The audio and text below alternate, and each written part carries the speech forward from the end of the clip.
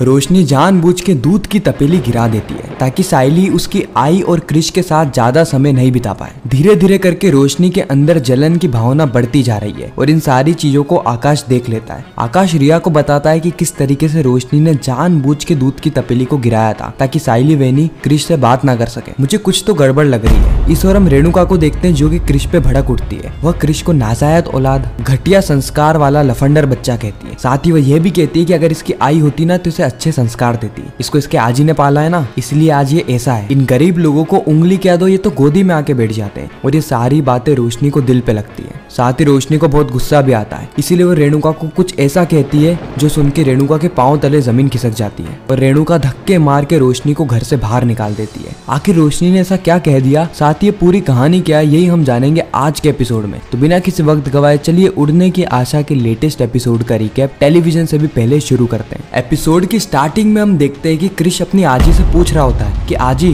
हम आज जा नहीं रहे क्या। उसी वक्त आजी कहती है कि नहीं नहीं बेटा हम कल जाएंगे, जिससे कि क्रिश बहुत ज्यादा खुश हो जाता है। क्रिश कहता है कि मैं एक और दिन अपनी आई के साथ बिता सकता हूँ। उस वक्त रोशनी कहती है कि क्रिश मैंने तुम्हें कितनी बार समझाया कि मुझे आई मत कहा करूँ, यहाँ पर अगर किसी ने सुन लिया ना तो दिक्कत हो जाएगी, लेकिन तुम्हें एक बार में बात समझ में नहीं आती। उसी वक्त रोशनी की आई कहती है कि कल्याणी देखना क्रिश कितना खुश हो गया था देखो आई कहने से ही, उसकी खुशी को यूं भंग मत कर। उसी वक्त वहाँ पर सचिन आ जाता है जो कि कहता है अरे वाह लाली पाउडर छोटे शेर को खाना खिला रही है। रोशनी कहती है कि तुम्हें इससे भी प्रॉब्लम है क्या। सचिन कहता है कि अरे मुझे क्या प्रॉब्लम होगी, तू तो मरते को पानी ना पिला है, शेर को खाना खिला रही है, बहुत बढ़िया बात है। सचिन को यहाँ पे रोशनी पे शक होने लगता है। वो रोशनी से कई सारे सवाल करता है लेकिन रोशनी हर बार उल्टे ही जवाब देती है। जिसके बाद हम देखते हैं कि साइली भी वहाँ पर आ जाती है। साइली आते ही सचिन से कहती है कि सचिन आज तुम सवारी के लिए नहीं गए। सचिन कहता है कि सवारी वारी करके मैं एकदम समाप्त हो चुका हूँ, आया था मैं क्रिश के साथ खेलने के लिए, लेकिन यहाँ पर मैंने एक ऐसा दृश्य देखा जिससे कि मेरी आंखें फटी की फटी रह गई। साइली कहती है ऐसा क्या देख लिया तुमने। सचिन बताता है कि लाली पाउडर क्रिश को खाना खिला रही थी। साइली कहती है रोशनी क्रिश को खाना खिला रही थी, लगता है आज सूरज किसी और ही दिशा से उगा है। खैर ये तो अच्छी बात है ना सचिन। सचिन कहता है कि अच्छी बात है, बहुत अच्छी बात है, लेकिन मुझे ये समझ में नहीं आ रहा है कि इसके पीछे का मकसद क्या है। फिर हम देखते हैं कि साइली क्रिश के लिए 2 चश्मे लाई होती है। साइली क्रिश से कहती है कि जब उसकी आंख ठीक हो जाएगी ना तो इन दोनों चश्मों को पहन सकता है। रोशनी दूध गर्म करने के बहाने से किचन में चली जाती है और साइली की सारी ही बातें सुन रही होती है। साइली रोशनी की आई से कहती है कि काकू आप एक काम करिए ना,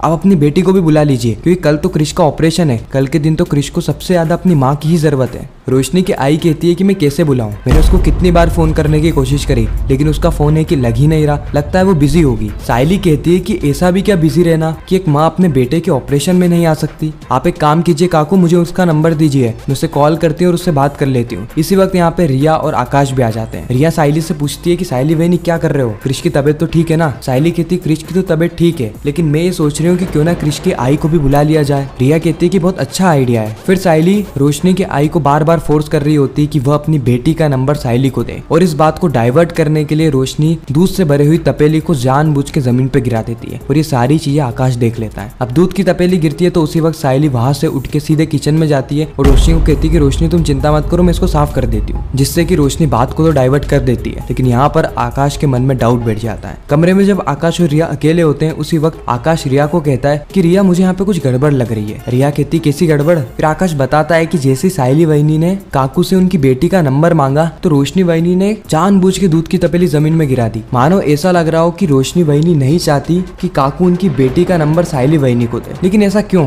रिया कहती है कि आकाश तुम इतना दिमाग क्यों लगा रहे हो, एक काम करते ना अपन रोशनी से जाके पूछ लेते हैं। आकाश कहता है कि नहीं नहीं उनसे मत पूछना। रिया कहती है कि टेंशन मत लो आकाश, हम दोनों फ्रेंड्स जैसे हैं, हम दोनों एक दूसरे से बातें शेयर कर सकते हैं। इतना कहकर रिया सीधे जाती है रोशनी के पास। रोशनी यहाँ पे बहुत ज्यादा टेंशन में होती है। उसी वक्त वहाँ पर रिया आ जाती है। रिया रोशनी से पूछती है कि रोशनी मुझे तुम सच सच बताना कि क्रिश के और काकू के यहाँ रहने से तुम्हें कोई प्रॉब्लम है क्या। रोशनी कहती है कि नहीं नहीं मुझे क्या प्रॉब्लम होगी। रिया कहती है कि अगर तुम्हें कोई प्रॉब्लम है तो तुम मेरे साथ शेयर कर सकती हो, क्योंकि अगर तुमने प्रॉब्लम मुझे नहीं बताई तो हम इसका समाधान कैसे निकालेंगे। अगर तुम्हें सही में अपना रूम शेयर करने में प्रॉब्लम है तो तुम ये बात सभी लोगों के सामने रख सकती हो। अगर तुम ऐसा करोगी तो इससे तुम्हारा ही फायदा होगा, हो सकता है कि तुम्हें रूम जल्दी मिल जाए, मेहमान जल्दी घर से चले जाएं। रोशनी कहती है कि नहीं नहीं रिया ऐसी कोई भी बात नहीं है, और अगर ऐसा हम करेंगे भी सही ना तो सचिन है ना वो पहले से हमारे सर पे बैठ जाएगा, तुम्हें तो उसका नेचर पता ही है ना रिया। रिया कहती है कि सचिन के डर से हम हमारी बात थोड़ी ना काट सकते हैं, ये अगर हमारे पतियों का भी है हमारा भी है, इसलिए हम हमारी बात रखने का पूरा अधिकार रखते हैं। और हम देखते हैं कि रोशनी जैसे तैसे करके रिया को यहाँ पर समझा देती है। साथ ही वो रिया से ये भी पूछती है कि आखिर अचानक से ही उसके दिमाग में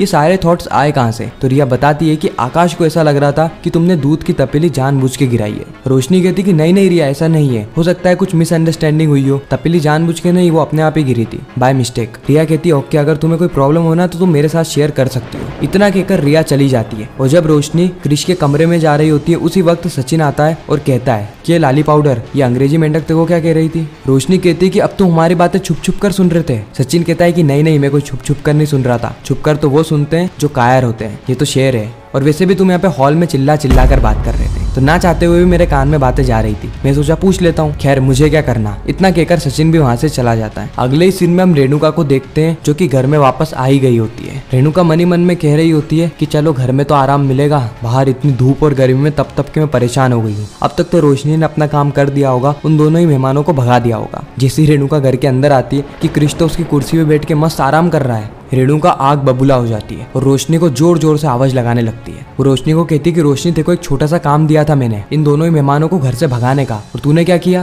रोशनी कहती है काकू मैं बस करने ही वाली थी लेकिन सचिन आ गया। लेकिन उसी वक्त रेणुका वापस से रोशनी पे चिल्लाने लगी। रेणुका कहती है कि बस रोशनी, बहाने बहाने बहाने, एक छोटा सा काम दिया था वो भी तेरे से ढंग से नहीं होता, अब मुझे इन दोनों को भगाना होगा। उसके बाद हम देखते हैं कि रेणुका क्रिश के ऊपर चिल्लाने लगती है। रेणुका कहती है कि ये छोटे लड़के, उठ मेरी कुर्सी से, तेरी हिम्मत कैसे हुई मेरी कुर्सी पे बैठने की, तूने कभी देखी भी अपनी जिंदगी में ऐसी कुर्सी। रोशनी को यह बातें बहुत ज्यादा बुरी लगती है लेकिन वह रेणुका के सामने कुछ कह ही नहीं पाती है। इससे रेणुका और ज्यादा बेइज्जती करती है क्रिश की, जिससे कि क्रिश परेशान हो जाता है और अपनी आजी को बुला लेता है। और उसके आजी के आने के बाद रेणुका उसकी भी बेइज्जती करती है, कहती है कि उसने अपने बच्चे को सही परवरिश नहीं दी, जिसके कारण उसको यह नहीं पता कि दूसरों के घर में कैसा व्यवहार किया जाता है। उसी वक्त वहाँ पर तेजस भी आ जाता है और तेजस भी कहता है कि आई तो ये क्या कर रही है, छोटा सा तो बच्चा है, उसको कुर्सी पे बैठे रहने दे, उसने क्या ही गलती करी है। फिर हम देखते हैं कि रेणुका तेजस पर भी चिल्ला देती है। वहाँ पे साइली आती है तो साइली पर भी रेणुका चिल्लाने लगती है और साइली को कहती है कि फूल वाली, ये सारी गलती तेरी ही है। फिर वहाँ पे सचिन आता है और सचिन मामले को थोड़ा सा ठंडा करता है। फिर हम देखते हैं कि सभी लोगों के जाने के बाद तेजस रोशनी से कहता है कि बाबू हमें आज भी कमरा शेयर करना पड़ेगा, तुम्हें पता है ना कि मुझे नींद नहीं आती बाहर। रोशनी इस बार तेजस पे भड़क उठती है और कहती है कि तुम एक दिन भी कमरा शेयर नहीं कर सकते, एक ही दिन की तो बात है, अगली बार कमरा किया ना तो मैं तुम्हें छोड़ूंगी नहीं। इतना कहकर ये दोनों सोने के लिए चले जाते हैं और ये सारी चीजें सचिन देख लेता है। सचिन को मन ही मन में डाउट होने लगता है कि यहाँ पर कुछ ना कुछ बड़ा लोचा तो चल रहा है, नहीं तो ये लाली पाउडर का बर्ताव रातों रात कैसे बदल गया, जरूर इसके दिमाग में कोई ना कोई खिचड़ी तो पक रही है, मुझे इसका पता लगाना होगा। इस और रोशनी सचिन की सारी बातें सुन लेती है जो कि वो साइली से कह रहा होता है कि किस तरीके से उसको रोशनी के ऊपर शक आ रहा है। अब रोशनी कहती है कि मुझे जल्द से जल्द क्रिश को और आई को घर से बाहर भेजना ही होगा, नहीं तो ज्यादा समय तक ये घर में रहे तो इस घर से मेरा ही पत्ता साफ हो जाएगा। और वैसे भी काकू मेरे ऊपर पहले से ही तो भड़की हुई है, अब अगर वो और भड़क जाएगी तो मेरे लिए जीना मुश्किल हो जाएगा। और इसी के साथ ही एपिसोड यहीं पर ही खत्म हो जाता है, इस ट्विस्ट और सस्पेंस के साथ कि आखिर तब क्या होगा जब क्रिश की पट्टी पूरी तरीके से हट जाएगी। क्या रोशनी एक्सपोज होने वाली है, क्या हमें पता चलेगा उड़ने की आशा के आने वाले एपिसोड में। बाकी आपको यह रिकैप कैसा लगा कमेंट सेक्शन में जरूर बताना। अगर आपको वीडियो अच्छी लगी हो तो वीडियो को लाइक करके, चैनल को सब्सक्राइब करके ज्यादा से ज्यादा लोगों को ये वीडियो शेयर करना ताकि हमारी फिर से मुलाकात हो।